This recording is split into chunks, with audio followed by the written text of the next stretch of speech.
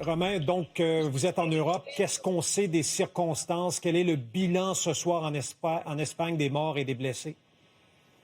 Oui, eh bien écoutez, ça s'est passé tout juste derrière moi, ici, dans cette rue. On est vraiment au cœur du centre-ville de Madrid, pour vous situer entre le Palais Royal, la Puerta del Sol et la place Mayor. Donc, aux alentours d'une heure en début d'après-midi. Donc, cet immeuble, pour une raison inconnue pour l'instant, s'est effondré. Donc, c'est vraiment l'intérieur de l'immeuble qui s'est effondré. 6 étages avec le sous-sol où il y avait un stationnement.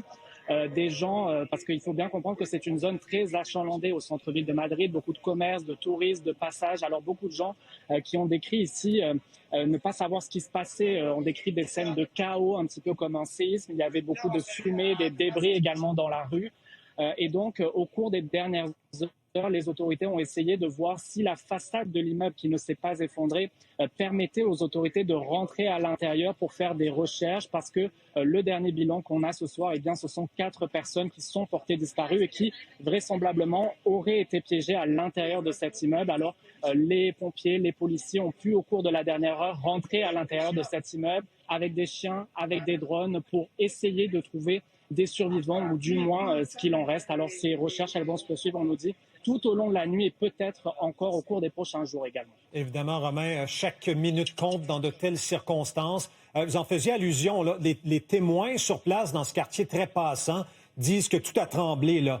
Ensuite, quoi, il y a eu un nuage de poussière. Tout le monde dit que ce fut très violent.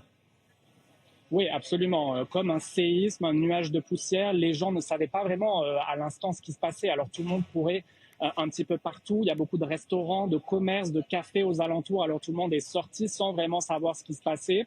Évidemment, les autorités, les pompiers sont arrivés très rapidement sur place, mais il y a beaucoup de gens qu'on a évacués également dans ces rues aux alentours de moi parce qu'on craignait et on craint toujours que d'autres immeubles aux alentours puissent s'effondrer. On attend de voir est-ce que tout ça est sécuritaire, est-ce que les gens pourront rentrer chez eux. Il y a beaucoup de gens autour de moi, il y a un large périmètre de sécurité, des gens qui attendent de pouvoir récupérer des affaires, rentrer chez eux. Ils ne savent pas encore quand ça sera possible, mais je vous dirais que oui, quand même un choc pour beaucoup de gens parce qu'on est vraiment au cœur du centre-ville de Madrid. Il y avait également beaucoup de touristes qui ont été par hasard sur cette scène-là. Alors beaucoup de chaos, beaucoup de chocs encore ce soir et ces recherches qui se poursuivent, je vous disais, pour ces 4 personnes portées disparues.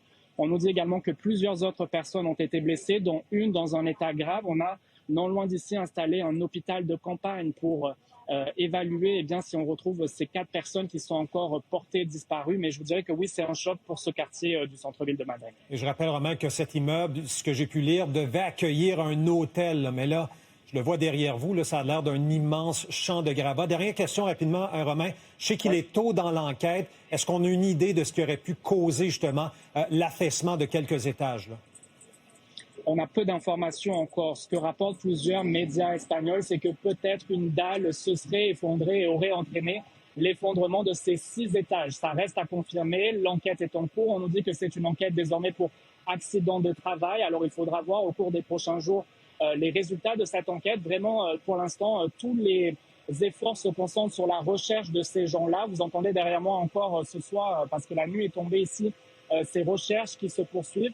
Alors, peu d'informations encore sur les causes, mais il y a beaucoup de questions qui demeurent sans réponse. Est-ce que toutes les normes de sécurité ont été respectées? Est-ce que l'immeuble était sécuritaire? Parce qu'on parle vraiment de 3 personnes sur les 4 qui étaient des ouvriers à l'intérieur de ce bâtiment, d'autres au rez-de-chaussée qui ont pu sortir très rapidement. Alors, évidemment, il faudra voir dans les prochains jours, lorsque l'enquête sera complétée, les raisons exactes de cette tragédie au centre-ville de Madrid. Merci, Romain Chauvet, journaliste indépendant en direct de Madrid ce soir. Plaisir. Au revoir.